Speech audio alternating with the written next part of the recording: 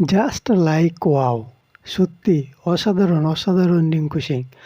৩৯ বলে ৬৮ রানের যে অনবদ্য ইনিংসটা তিনি খেলে গেলেন, সত্যিই দেখার মতো ছিল। ৯ খানা ৪, ২ খানা ৬-এর মাধ্যমে তিনি ৩৯ বলে ৬৮ রানের এক বড় ইনিংস খেললেন ১৭৪.০৪ রান রেটে। সত্যি দেখার মতো।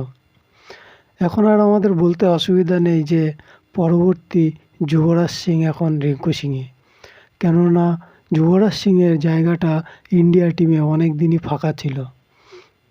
দীর্ঘ অনেকগুলো বছর যুবরাজ সিংয়ের জায়গায় কেউ খেলতে পারছিলেন না, কিন্তু এখন রিঙ্কু সিংকে দেখে মনে হচ্ছে যে না, তিনি হয়তো যুবরাজ সিংয়ের জায়গাটা পূরণ করে দেবেন এবং অসাধারণ ইনিংস উপহার দিচ্ছেন একের পর এক।